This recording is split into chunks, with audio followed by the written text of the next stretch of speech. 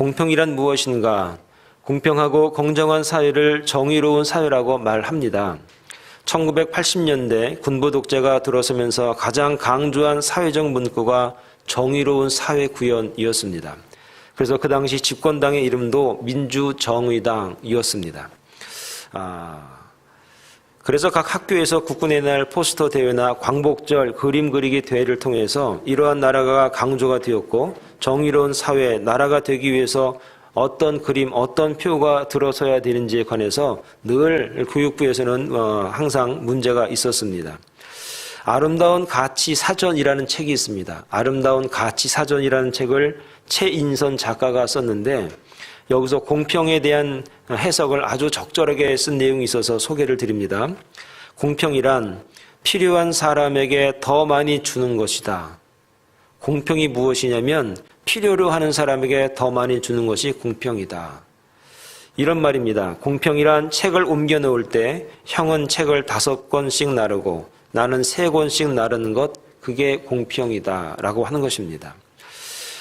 너 하나 나 하나 공평하다고 생각이 드는데 너 하나에 나 둘이 될 수도 있다라는 것이 공평이라는 의미입니다. 즉, 더 필요한 사람에게 둘을 줄 수 있는 것, 둘을 줘도 되는 사회, 그러한 사람들이 공평한 사람이고 공평을 아는 사람들이다라고 하는 겁니다. 이런 배경을 가지고 오늘의 본문의 말씀을 읽어보면 하나님이 원하시는 공평하고 정의로운 사회, 공평하고 하나님의 나라가 확장되는 세계는 어떤 나라인가, 어떤 환경인가라고 하는 겁니다. 그 이야기들이 여러 가지 내용으로 말씀하고 계시지만 몇 가지 정도로 나눠서 은혜를 나누고자 합니다. 첫째는 소수의 소리를 들을 줄 아는 사회가 공평한 사회다라고 하는 겁니다. 오늘 2절의 말씀에 보면 이런 말씀이 있습니다. 한번 다 같이 읽어봅니다. 시작. 다수를 따라 악을 행하지 말며 송사에 다수를 따라 부당한 증언을 하지 말라. 그렇게 말합니다. 2절에 다수를 따라 이렇게 말하고 있습니다. 다수라고 하는 것은 군중을 말하는 겁니다. 대부분 그렇게 얘기하고 대부분 그렇게 되기를 바라는 그 대부분의 내용을 갖다가 다수 이렇게 말하는 겁니다. 그래서 2절에 다수를 따라, 여기서 따라라고 하는 그 원래 의미는 뒤에 있다, 그런 얘기입니다. 다수가 그렇게 얘기하니까, 모든 사람들이 그렇게 얘기하니까 그 뒤에 내가 서 있는 것을 말하는 겁니다. 그런데 하나님이 다수를 따라 악을 행하지 말라, 그렇게 말합니다. 다수가 아무리 이야기하고 옳다라고 이야기하지만 내가 판단하건대, 내가 생각하건대 그게 그렇지 않다라고 생각되면 그 뒤에 있으면 안 된다라는 것이 하나님이 말하는 공평입니다. 여러분, 하나님은 공평한 분이신데 소수의 의견이 중요하고 소수가 그렇게 여기고 있다면 그것을 드러낼 수 있는 용기가 필요하다는 것을 오늘 말하고 있는 겁니다. 사랑하는 여러분, 그동안에 우리가 흘러가는 대로 그냥 다 그렇게 이야기하니까 그렇게 뒤에 있었던 적이 사실 있었습니다. 교회는 무리가 모여 있습니다. 많은 분들이 계십니다. 그래서 그렇게 하면 제가 뒤에 따라가겠습니다라고 할 때가 많습니다. 좋은 것이니까, 좋은 방향이니까 그렇게 하는 게 좋을 수 있습니다. 그런데 틀린 것 같고 맞지 않는 것 같고 정의롭지 못한 것 같은데 다 그렇게 해야 조용할 것 같으니까 저는 그냥 뒤에 있어야겠다라고 생각할 때가 있습니다. 그렇게 되게 되면 하나님께서 뭐라고 말하는가? 부당한 증언을 하고 있는 사람이다라고 말씀으로 우리에게 가르치십니다. 사랑하는 여러분, 오늘 우리가 정말 앞에 나서면 책임질 것 같아서 뒤에서 우리가 그냥 조심스럽게 눈치 보면서 따라갔었던 적 아마 있었을 것입니다. 그러나 하나님은 그렇게 하는 거 원하지 않으십니다. 힘들고 고난스럽고 누가 손가락질 하더라도, 다수가 그렇게 말한다고 하더라도, 모두가 그렇게 주장한다고 하더라도 저는 그렇게 생각하지 않고 그게 하나님의 뜻에 맞지 않습니다 라고 생각한다면 저는 뒤에 물러나 있겠습니다. 저는 이렇게 나와 있겠습니다 할 수 있는 용기가 필요하다는 것입니다.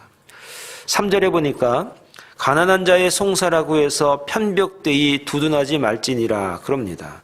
여러분, 가난하다고 하는 것이 무엇입니까? 하나님은 고아와 과부가 이 땅에 우리가 있는 동안에 늘 함께 한다고 말씀하고 있습니다. 이 말은 이 땅에 가난한 사람들, 혼자 홀로 스스로 살 수 있는 사람들이 없다라고 하는 겁니다. 그러니까 이 말이 무슨 말입니까? 이 세상은 우리가 생각하는 것보다도 많은 사람들이 혼자 살기 어렵고 스스로 살기 어려운 사람들이 있다는 겁니다. 그래서 그들 편에서 하나님은 항상 말씀을 하셨습니다. 가난한 자들을, 과부들을, 고아들을 함부로 하거나 그들을 배려하거나 그들을 갖다가 그들이 원망할 수 있는 환경을 만들지 말라고 늘 말씀으로 우리에게 가르치고 있습니다. 그런데 오늘 말씀을 가만히 보니까 가난한 자의 송사라고 해서 편벽되이 두둔하지 마라. 우리가 보니까 가난합니다. 우리가 보니까 힘이 없습니다. 그래서 그 사람 편을 들어줄 때가 있습니다. 틀린 줄 알지만 어렵잖아, 봐주자고 할 때가 있지 않습니까? 저번 가만히 보니까 돈도 많이 없는 것 같고 잘 못 배우신 것 같은데 좀 봐주자고 할 때 사실 많이 있습니다. 우리는 그것을 덕으로 여겼습니다. 그것을 우리는 좋은 것으로 여겼습니다. 그리고 하나님은 그렇게 하라고 우리에게 늘 말씀하셨습니다. 그런데 오늘 3절의 말씀에 뭐라고 말씀하십니까? 가난한 자의 송사라고 해서 편벽되이 편들어주지 말라는 겁니다. 그리고 가난한 자라고 해서 두둔하지 말라고 하는 겁니다. 가난한 자라고 해서 무조건 도와주고 무조건 두둔해주고 무조건 편들지 말아라 이렇게 말씀하고 있습니다. 그럼 왜 3절에 말하는 이 내용이 그동안에 하나님이 말씀하신 내용과 조금 왜 의미가 좀 다르다는 느낌을 우리가 받는가 하는 겁니다. 이것은 두 가지 정도로 얘기할 수 있는데 첫째는 가난하다고 해서 저급한 동정심이나 감상으로 인해서 정의마저 굳게 해서는 안 된다는 겁니다. 가난한 사람을 무조건적으로 동정심을 값싼 동정심으로 인해서 그들을 무력하게 만들어서도 안 된다는 의미를 우리에게 주고 있는 것입니다. 또 하나는 무엇이냐? 가난이 핑계가 되면 안 된다는 얘기입니다. 내가 가난하기 때문에 가난이 핑계가 되고 가난 때문에 내가 더 이상 발전하거나 성장하려고 하지 않는 정말 열심히 살려고 하지 않는 그런 노력이 보이지 않는 핑계가 되어서는 안 된다는 겁니다. 내가 무식한 것, 못 배운 것이 핑계가 돼서는 안 된다는 겁니다. 내가 정말로 연약한 것이 핑계가 돼서는 안 된다는 겁니다. 여러분 오늘 우리가 가난한 사람을 돕는 거 도와야 됩니다. 가난한 사람 편에서 우리가 일해야 됩니다. 그러나 그 사람이 그것이 핑계가 되고 그것이 의지가 되어서 영원히 가난한 사람이 돼서는 안 됩니다. 영원히 힘없는 사람이 돼서는 안 되는 겁니다. 영원히 좌절하고 누군가가 도와주지 않으면 안 되는 무력한 존재가 되어서도 안 된다는 겁니다. 사랑하는 여러분, 진정한 이 땅에 공평하고 정의가 구현되기 위해서는 어떻게 우리가 도와줘야 되는가? 가난한 사람을 도와야 됩니다. 열심히 도와야 됩니다. 그러나 그들이 일어설 수 있도록 도와야 됩니다. 그들이 힘을 낼 수 있도록 도와야 됩니다. 그들이 비전과 꿈을 꿀 수 있도록 그들을 도와야 한다는 것입니다. 저는 지금도 가장 안타까운 것이 지금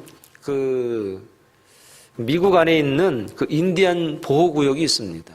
그들을 보호하는 것 좋은 의도입니다.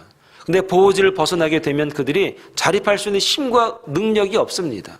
그래서 그 보호구역 안에서 그들이 그냥 일생을 갖다가 그곳 안에서 떠나지 않고 그곳에서만 그렇게 시간을 버리고 그냥 그렇게 살다가 가고 있는 모습을 보게 됩니다.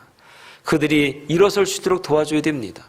가난한 사람들이 다시 이 가난을 박차고 일어나서 정말 남부럽지 않게 성공할 수 있는 길을 만들어주고 그렇게 살 수 있도록 그들에게 적극적으로 도울 수 있는 그런 주의 종들이 되어야 한다라는 것입니다. 공평이라는 말이 사전에 이렇게 저렇게 찾아보면은 뭐 민주주의니 법치주의니 이런 복잡한 얘기들이 많이 나옵니다. 결국 하는 얘기가 뭐냐면 법 앞에 평등하다 그런 얘기를 하는 겁니다. 그래서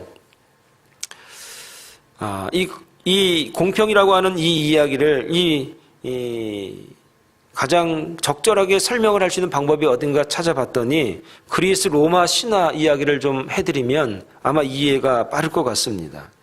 여러분 그리스 로마 신화에 보면 정의의 여신이라는 여신상이 있습니다. 근데 그 정의의 여신상을 가만히 그림을 보게 되면은 왼손에는 저울을 들고 있습니다. 저울을 들고 있다는 얘기는 무엇입니까? 밸런스를 말하는 겁니다. 균형을 말하는 겁니다. 공평의 저울, 공정한 것을 말하는 겁니다. 그런데 오른손에는 무엇을 들고 있냐면 날카로운 칼을 들고 있습니다. 그러니까 균형을 깨는 그 어떤 것은 거침없이 잘라낼 수 있는 결단력을 말하는 겁니다. 그런데 그 여신상을 가만히 보고 있으면 얼굴을 볼 수 있습니다. 근데 그 얼굴에 눈을 수건으로 가리고 있습니다. 수건으로 가린 이유가 무엇입니까? 선입견을 버려야 된다는 얘기입니다. 공평하게 공정하게 판단할 수 있어야 되는데 우리의 보는 것 때문에 공정하게 공평하게 판단을 못하는 선입견을 위해서 눈을 가리고 있다라고 하는 겁니다. 사랑하는 여러분, 그동안에 우리가 선입견 때문에 공정하지 못한 적이 많습니다. 우리가 가지고 있는 선입견 때문에 우리의 판단이 흐려질 때가 많이 있었다는 얘기입니다. 우리 교회 성도니까, 우리 교회 장로님이니까, 우리 교회 집사님이니까, 우리 교회 권사님이니까, 우리 교회 목사님이니까 라고 하면서 이 선입견이 우리에게 공정함을, 판단을 흐리게 할 때가 많았다는 겁니다. 사랑하는 여러분, 가난도 선입견이 되어서는 안 된다는 겁니다. 무지함이 선입견이 되어서는 안 된다는 겁니다. 오늘 저와 여러분들이 가지고 있는 것들이 정말 지금 내가 가지고 있는 것들이 연약한 것이고 이것 때문에 내가 힘들고 어렵다면 여러분들 그것을 가지고 뚫고 일어나고 용기 내서 결단할 수 있는 그런 주의 종들이 될 수 있기를 소원합니다. 진정한 이 땅에 하나님의 정의, 하나님의 공평함이 이루어지기 위해서는 우리가 가지고 있었던 선입견을 박차고 일어날 수 있는 그런 주의 종들이 되어야 됩니다. 여러분들이 그동안에 가지고 있었던 선입견이 무엇입니까? 나는 가난하니까, 나는 힘이 없으니까, 나는 연약하니까, 나는 의존적이고 누군가의 도움을 받지 않으면 안 된다고 하는 그런 마음의 큰 무거움을 가지고 여러분 가지고 있었다면 여러분 박차고 일어나시고 용기 내어서 하나님의 나라를 바라보게 하시고 주님의 말씀을 부여잡을 수 있는 거룩한 종들이 되기를 바랍니다. 그래서 이 땅에 정말 누군가가 공평을 실현해 주는 것이 아니라 내가 용기 낼 때만이 이 땅에 분명히 공평해질 것이고 이 땅에 하나님의 정의가 분명히 이루어질 수 있다는 사실을 여러분 믿을 수 있기를 간절히 축원합니다. 두 번째는 원수의 어려움을 지나치지 말아야 된다 말하고 있습니다. 자, 우리 4절의 말씀을 한번 다 같이 읽습니다. 시작. 내가 만일 내 원수의 길 잃은 소나 나귀를 보거든 반드시 그 사람에게로 돌릴지며 5절. 내가 만일 너를 미워하는 자의 나귀가 짐을 싣고 엎드러짐을 보거든 그것을 버려두지 말고 그것을 도와 그 짐을 부릴지니라. 이렇게 말씀하고 있습니다. 지나가는데 원수를 만났습니다. 근데 원수의 소가 막 날뛰고 있습니다. 원수의 나귀가 막 날뛰고 있습니다. 이 말이 무슨 말이냐면 지나가는데 나와 지금 소송이 붙은 사람이 있습니다. 법정에 쓴 사람이 가지고 있었던 나귀 소가 막 다니고 있는 겁니다. 제가 어릴 적에 논에 누렁이 소 있지 않습니까? 누런 소가 막 팔떡팔떡 날뛰고 있는 걸 봤습니다. 그랬더니 옆집에 계시던 할아버지가 저 문간의 소구만 문간의 소 저거 빨리 곱비 잡아 가져가라고 이렇게 얘기를 들었던 적이 있습니다. 소가 성질이 나면요 아주 볼품이 그냥 아주 그냥 하늘을 날아갈 것 같아요. 그냥 저렇게 막 뛰다가 뼈가 부러질 것 같아요. 그렇게 날뛰더라고요. 근데 날뛰게 놔두더라고요. 왜냐하면 힘 빠질 때까지 기다리더라고요. 그리고 힘 쫙 빠지면 그때 탁 차가지고 가더라고요. 힘 있을 때 막 댐비면 다칩니다. 그런데 가만히 보니까 원수의 소입니다. 가만히 보니까 원수의 낙입니다. 가만히 보니까 원수의 것입니다. 아, 내비둬. 원수 건데 그러지 말라는 겁니다. 또 하나가 있습니다. 만일 내가 너를 미워하는 자의 나귀의 짐을 싣고 엎드러짐을 보거든 멀리서 물건을 싣고 집으로 오는데 집 거의 가까이 왔는데 나귀가 힘이 빠졌습니다. 축 처진 겁니다. 조금만 가면 되는데 힘을 못 냅니다. 근데 가만히 보니까 원수입니다. 내가 미워하는 사람입니다. 모른 척 하지. 그러지 말라는 겁니다. 그를 도우라는 겁니다. 어떻게 도우라는 건가? 그것을 버려두지 말고 그것을 도와 그 짐을 부릴지니라. 짐을 내려서 정리를 할 때까지 끝까지 잘 도우라고 오늘 말씀하고 있습니다. 여러분 지나가는데 나하고 그동안에 아주 원수지간으로 살았던 사람 만나면 여러분 어떻습니까? 눈길도 안 주는 분도 있고 눈길을 주긴 줘도 쏴주는 분도 있고 아주 다양하십니다. 근데 하나님의 사람들은 그렇게 하지 말라는 겁니다. 이유가 무엇이냐? 왜 그러는가? 그것은 바로 우리가 시시비비는 가릴 수는 있어도 이 원수를 미워할 수는 있어도 이 사람이 하나님의 언약의 공동체 안에 있는 형제임을 우리가 잊어서는 안 된다는 겁니다. 교회 안에서 마음이 맞지 않아서 언쟁할 수 있습니다. 싸울 수 있습니다. 싸우라고 그러지도 않아도 잘 싸우십니다. 싸우면 안 되는데도 이렇게 잘 싸우십니다. 그럴 수 있다는 겁니다. 그럴 수 있다는 거예요. 하나님이 그럴 수 있다는 겁니다. 그런데 중요한 게 무엇이냐?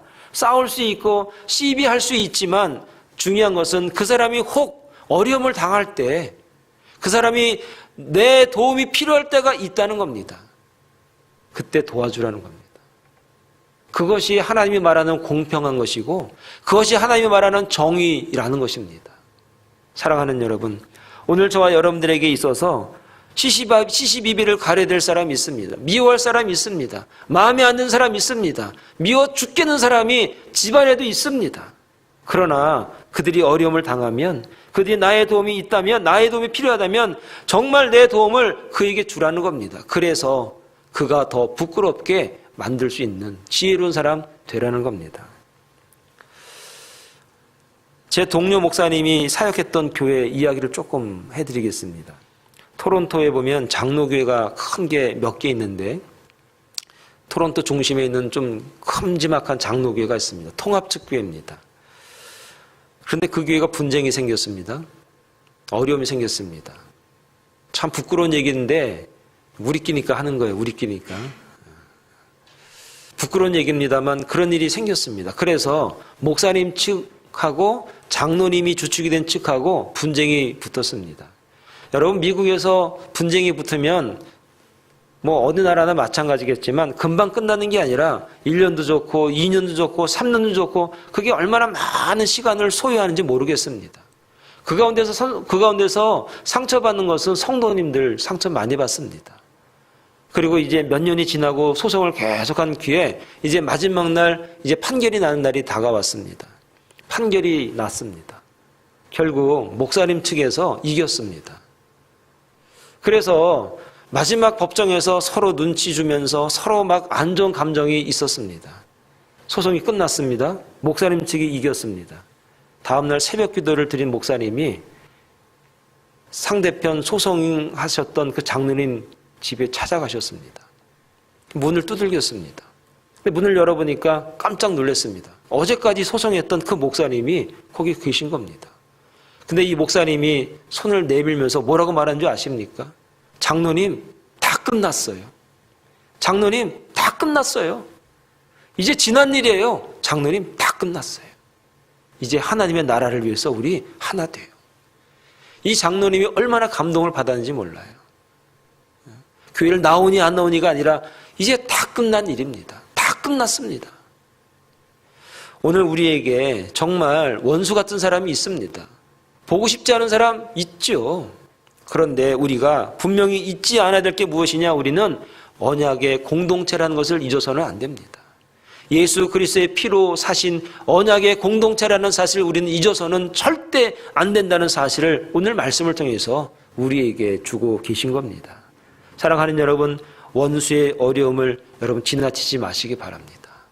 정말 원수 같은 사람이지만 그 사람이 어려워할 때 그를 절대로 지나치지 마시기 바랍니다. 도리어 찾아가서 정말 그 사람이 마음으로 부끄럽고 참 미안한 마음이 들 수 있을 만큼 그에게 손을 내밀어주고 그를 위로해주고 그의 짐을 같이 부려주고 같이 땀 흘려줄 줄 아는 정말 그런 공평한 사회를 만들어갈 수 있는 그런 하나님의 정의가 실현되는 그런 나라를 만들어갈 수 있는 저와 여러분들이 다 될 수 있기를 간절히 축원을 드리겠습니다.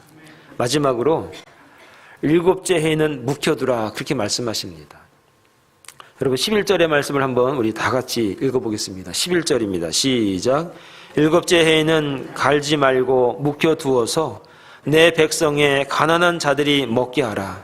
그 남은 것은 들짐승이 먹으리라. 내 포도원과 감람원도 그리 할지니라.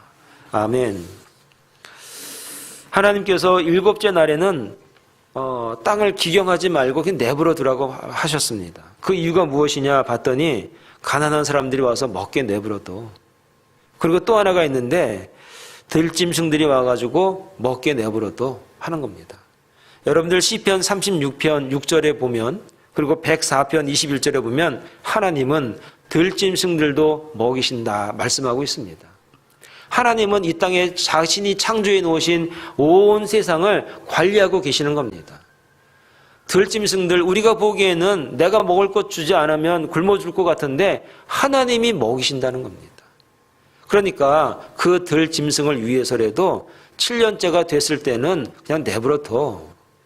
내버려두라고, 1년 묵히라고 이렇게 말씀하시는 겁니다.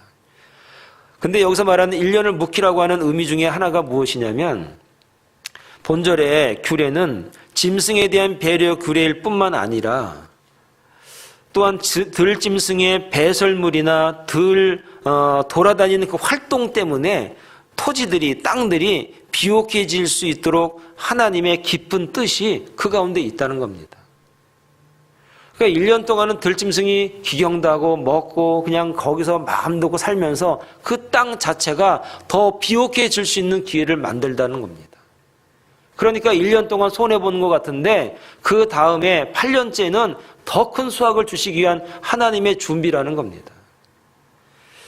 그런데 이스라엘 역사를 가만히 보면 사사 시대와 왕국 시대에는 이 규정을 제대로 지키지 않았던 겁니다. 그래서 역대하 36장 21절의 말씀을 읽어보면 어떤 말씀이 나오냐면 이런 말이 있습니다.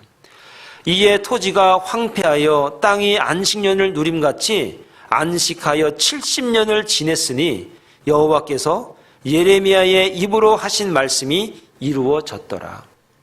사사시대에, 왕국시대에 하나님의 말씀을 듣지 않았어요. 하나님이 7년째 묵혀두라고 했는데 사람들의 욕심이 생겼어요. 1년을 어떻게 참아? 땅을 파고 모를 내고 수확을 해야지. 1년을 참지 않았어요. 그렇게 수십 년, 수백 년이 지났어요. 그러더니 어느 날 바벨론이 침략을 했습니다. 그리고 다 노예로 끌려갔어요. 그리고 그 땅을 갖다가 70년 동안을 농사를 짓지 못했어요. 하나님의 말씀에 순종하지 않고 1년씩 묵혀라. 6년은 니네 것이지만 1년은 좀 내버려둬. 가난한 사람 먹게 좀 내버려두고 들짐승 먹게 좀 내버려둬 했는데 그 말을 순종하지 않은 거예요.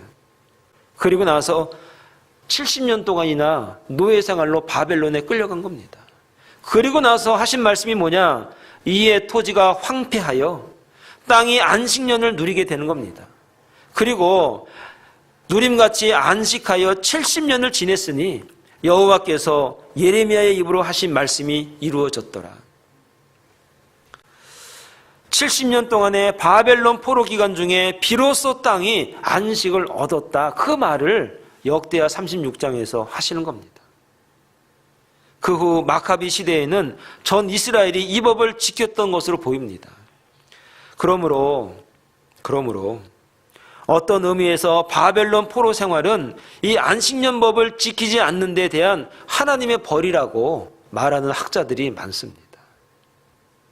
사랑하는 여러분, 하나님은 안식년을 통해서 안식함으로 말미암아서 하나님이 주시는 축복을 주기를 원하십니다. 반대로 그 말씀을 지키지 않으면 우리에게 도리어 화가 생긴다는 겁니다. 우리에게 도리어 어려움이 올 수도 있다는 겁니다.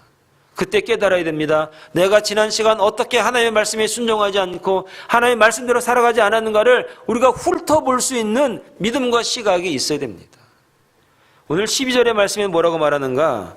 너는 엿새 동안에 내 일을 하고 일곱째 날에는 쉬라. 내 소와 나귀가 쉴 것이며 내 여종의 자식과 나그네가 숨을 돌리리라. 얼마나 간절한 말씀입니까? 7일째 쉬라니까 쉬어. 이유가 무엇이냐면 내 소와 나귀가 서야지. 그래야 그 다음날 또 일할 거 아닌가? 그래야 그 다음날 너를 위해서, 너를 먹이기 위해서, 너를 위해서 열심히 땀 흘릴 거 아닌가? 쉬라니까. 네가 쉬어야 너와 함께한 이웃들이, 너와 함께한 것들이 쉴 수 있다고. 쉬라고. 결혼하고 나서 이제 어머님 댁에서 가잖아요. 그럼 어머님이 굉장히 바쁘세요. 막 설거지도 하고 막 청소도 하고 막 그래요. 그럼 누가 앉아있지를 못하죠? 며느리 잘하시죠? 그렇게 잘하시면서도 며느리 오면 그렇게 바쁘다고 이렇게 막 닦아야 되고 막 안 나던 막 청소 먼지도 털고 막 그러고 빨래도 막 끄집어 나오고 뭐 대림질이 잘 안 먹니 뭐 어쩌고 막 그런다 이 말이에요. 그거 왜 그러죠? 너 일해. 이러는 거죠. 그런 거예요. 그 누가 쉬어야 누가 쉴 수 있어요? 시어머니가 쉬어야 며느리가 쉬지. 뭔 말인지 아시죠? 이게 모든 원리예요, 원리. 주인이 쉬어야 같이 일하는 사람이 쉴 수 있지. 이게 모든 원리란 말이에요. 하나님이 이 말을 우리에게 하시는 거예요. 왜 안식하라고 하냐? 너도 안식하고 쉬어야 되지만 너 함께하는 사람들이 있지 않느냐? 너를 위해서 수고하는 사람들이 있지 않느냐? 그들을 좀 쉬게 좀 도와줘라 하는 겁니다. 소련에서요, 옛날에 공산화가 되면서 종교는 싹 없앴어요. 그리고 나서 7일마다 쉬었잖아요. 달력을 바뀌었어요. 레닌이 달력을 바뀌었다고. 마르크스가 달력을 바꿨는데 뭐 어떻게 바꿨는가? 왜 7일마다 쉬어? 열흘마다 쉬어 해서 열흘마다 쉬게 해줬어요. 그 모든 공장, 모든 군수품, 모든 식료품 만드는 회사들을 열흘마다 쉬게 했어요. 바꿔버렸어요. 근데 그게 잘 됐을까요? 어떻게 됐을까요? 다 망했어요. 왜 망했을까요? 나도 모르겠어요. 그냥 망해버렸어요. 저도 모르겠어요. 그냥 망해버렸어요. 세상의 법칙은요, 지금 7일마다 하루 쉬지 않으면 안 되게 돼 있어요. 여러분의 사이클이나 온 인류나 모든 스텝들이 7일에 한 번은 안 쉬면 안 되게 돼 있어요. 하나님의 법칙이에요. 그러면서도 하나님이 어디 있다 그래? 막 그렇게 물어봐요. 7일 동안 일주일에 한 번씩 쉬면서. 교회는 안 나오면서 하나님이 어디 있냐고 얘기하면 왜 그럼 7일마다 하루를 쉬어? 안 쉬면 되는데. 사랑하는 여러분, 왜 이 세상이 공평한 세상이 되지 않고 힘들고 어려운 세상이 점점 돼가고 있는가? 하나님의 말씀과 하나님의 법칙과 질서대로 살지 않기 때문이에요. 오늘 이 말씀을 우리에게 주신 이유가 무엇입니까? 하나님의 말씀과 법칙과 질서대로만 살아도 세상은 공평하고 정의를 실현할 수 있고 모든 사람들이 행복해질 수 있다는 것을 우리에게 가르치고 있습니다. 사랑하는 여러분, 7째 해에는 묵혀두기 바랍니다.